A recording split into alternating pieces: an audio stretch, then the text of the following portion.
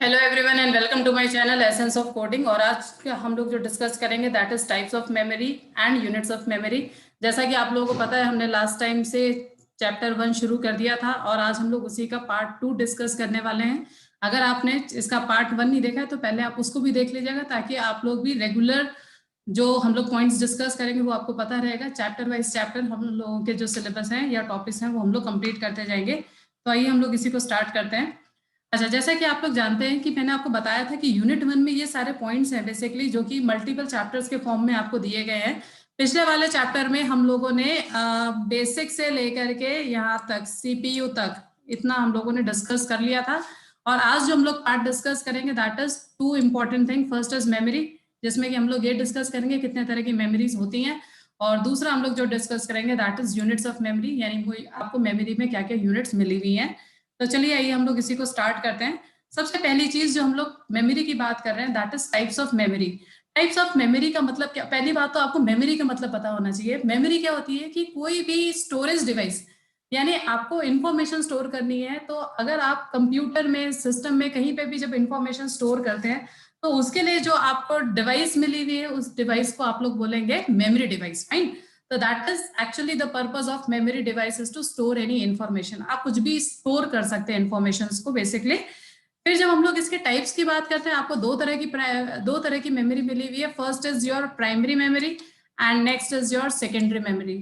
पहली बात, आपको इन दोनों में डिफरेंस पता होना चाहिए।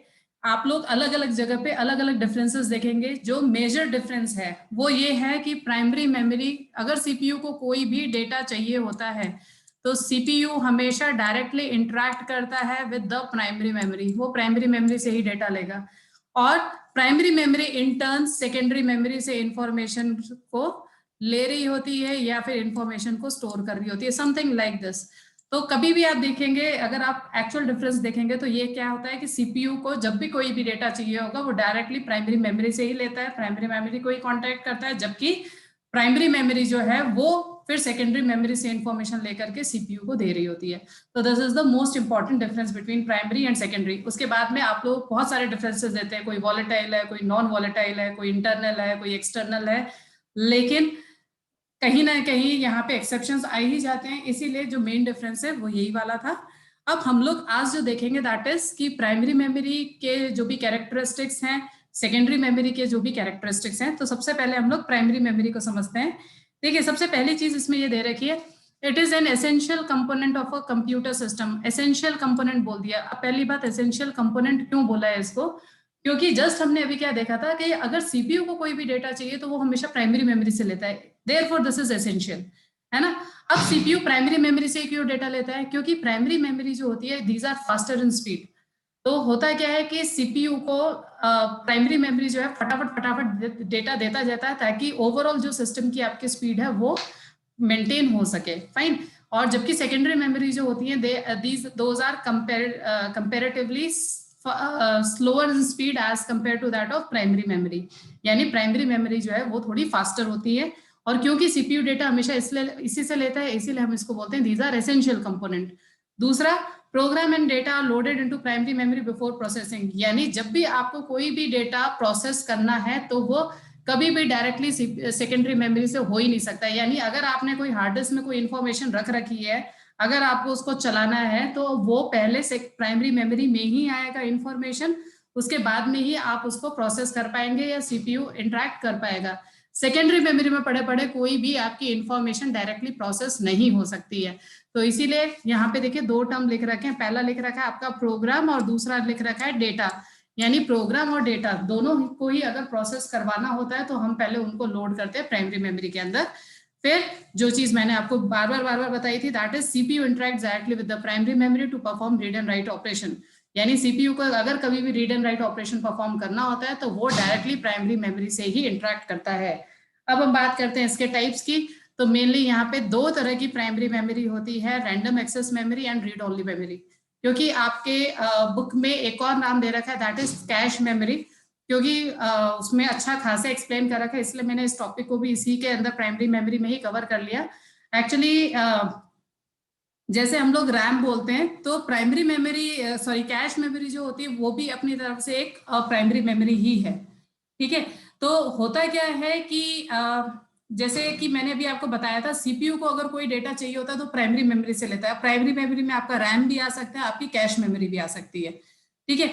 अब रैम और रोम में अगर हम लोग डिफरेंस की बात करते हैं तो this is volatile in nature. Volatile का मतलब होता है इसका जो भी डेटा होता है वो परमानेंट नहीं होता, वो एज पर टाइम, या अगर आपने सिस्टम ऑफ करा तो वो टर्न ऑफ, वो डेटा आपका इरेज भी हो सकता है। जबकि रोम जो होता है it is read only memory, इसमें आप कोई भी इंफॉर्मेशन स्टोर करते हैं, it is permanent in nature. फिर इसके बाद में हम लोग कैश मेमोरी की बात करते हैं। अच्छा, अब एक चीज और है, इनके अपने अपने पर्पज हैं, उसके हिसाब से हम यूज में लेते हैं इनको। कि अगर आपको लग रहा है कि आपको टेम्परेरी बेस पे किसी इन्फॉर्मेशन की जरूरत है, आप रैम में स्टोर करवा दीजिए। आपको लग रहा है कोई इन्फॉर्मेशन आपको परमानेंटली स्टोर करवानी है, आप रोम में स्टोर करवा दीजिए, ठीक है। फिर इसके बाद में आती है कैश मेमोरी। कैश मेमोरी को जनरली सीपीयू और रैम के बीच में लगाया जाता है। अब क्यों लगाया जाता है? क्योंकि रैम से भी फास्टर स्पीड की जो होती है that is your cache memory. ये भी प्राइमरी है, लेकिन इसकी जो स्पीड है वो रैम से भी ज्यादा फास्टर है। तो अगर हम कैश लगा देते हैं बीच में तो ओवरऑल आपके सिस्टम की जो स्पीड है वो और बढ़ जाती है। तो अगर आपको लग रहा है आपको सिस्टम की और ज्यादा स्पीड बढ़ानी है तो आप बीच में रैम और सीपीयू के बीच में आप कैश मेमोरी भी लगा सकते हैं, ठीक है। तो इसीलिए यहाँ पे दे रखा है कि ये फास्टर होती है और लेकिन कंप्यूटर प्रोसेसर से ज्यादा फास्टर, यानी सीपीयू से ज्यादा फास्टर आपकी कोई भी दूसरी मेमोरी डिवाइस नहीं होती है। वो तो देखिए अंडरस्टूड भी है, हम लोग कोई भी सिस्टम लेंगे उसमें सबसे ज्यादा जो स्पीड होगी वो आपके सीपीयू की ही होगी as compare to all other memory devices. I hope ये वाला आपको समझ में आ गया होगा। अगला जो टॉपिक है that is your secondary memory.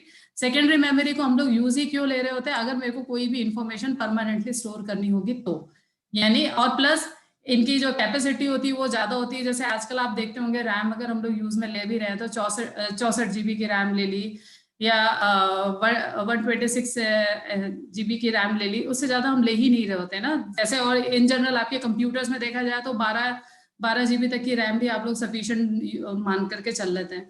तो इतने इससे ज्यादा की जरूरत भी नहीं पड़ रही होती। लेकिन जब हम लोग हार्ड डिस्क की बात करते हैं तो उसकी तो कैपेसिटी अब बहुत ज्यादा बढ़ चुकी है। अगर आप लोगों को पता हो तो हम लोग आजकल टेराबाइट्स में जो हार्ड डिस्क है वो हम लोग यूज में ले रहे हैं।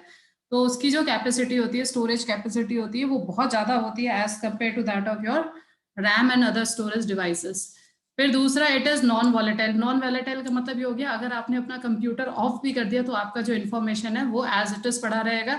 आप 6 महीने बाद भी अपना कंप्यूटर ऑन करते हैं या हर 6 महीने बाद भी अगर आप अपनी हार्ड डिस्क में डेटा देखेंगे तो you will get your data, right. फिर हैज लार्जर स्टोरेज कैपेसिटी, जो कि जस्ट मैंने आपको बताया था कि प्राइमरी मेमोरी से ज्यादा स्टोरेज कैपेसिटी होती है सेकेंडरी मेमोरी में, लेकिन ये स्लोअर होती है।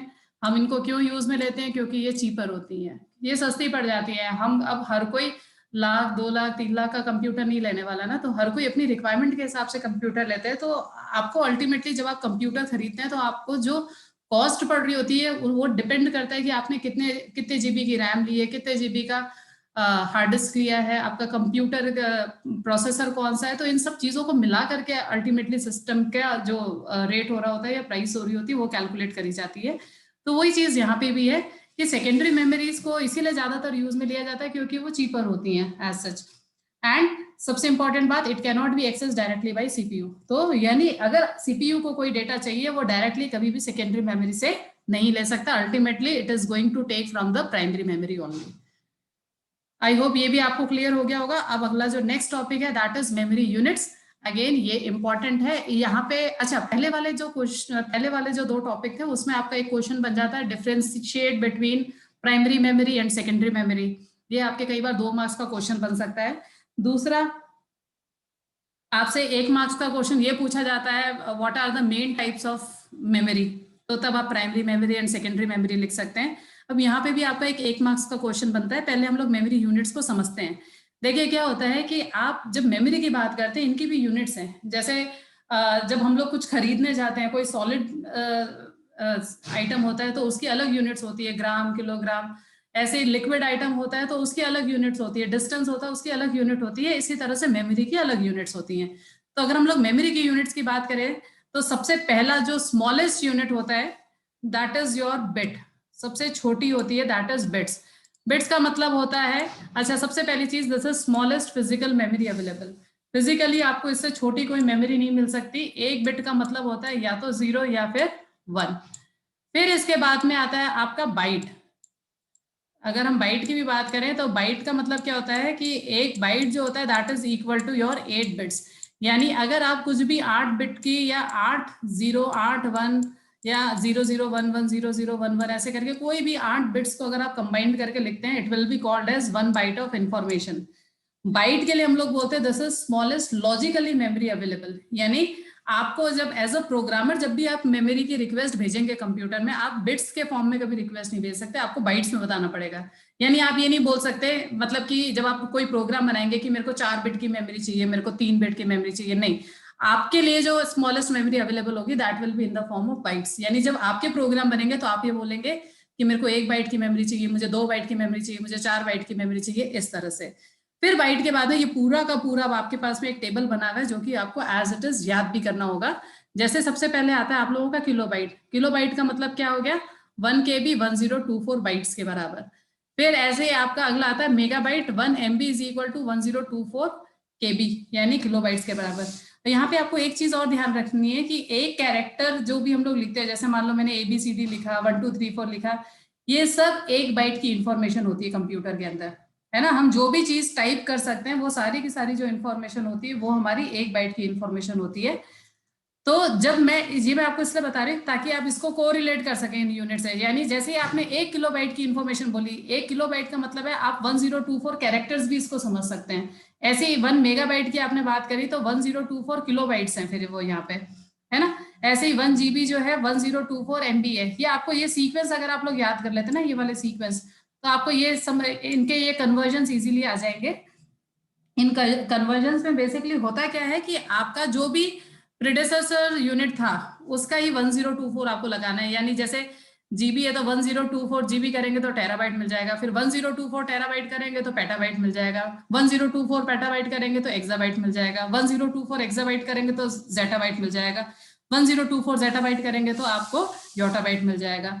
अभी आप लोगों को जो चीज यहाँ पे समझनी है, याद रखनी है, पहले तो आपको ये सीरीज याद होनी चाहिए। यहाँ पे एक फिल इन द ब्लैंक्स आ जाता है आप लोगों के लिए कि जैसे मान लीजिए मैंने लिख दिया 1, जैसे मान लीजिए मैंने कुछ फिल इन द ब्लैंक्स इस तरह से दे दिया। यहाँ पे मैंने ऐसा लिख दिया 1 TB is equal to dash और इज इक्वल टू डैश, और मान लीजिए मैंने दे दिया KB। अब आपको बताना है कितना होगा ये।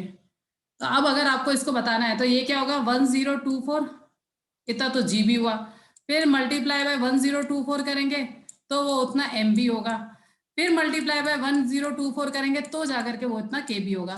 तो आपको इस तरह से ये जो फिल इन द ब्लैंक्स होंगे वो भरने होंगे।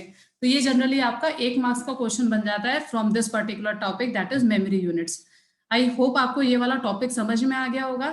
अगर आपको इस पूरे के पूरे वीडियो में किसी भी टॉपिक से रिलेटेड कुछ भी डाउट है तो आप मेरे को कमेंट बॉक्स में लिख दीजिएगा, मैं आप लोगों को उसको सेपरेटली समझा दूंगी या फिर मैं उसका अलग से वीडियो बना लूंगी अगर डाउट सबके कॉमन हो गए तो। Thank you so much for watching this video and I will see you next time.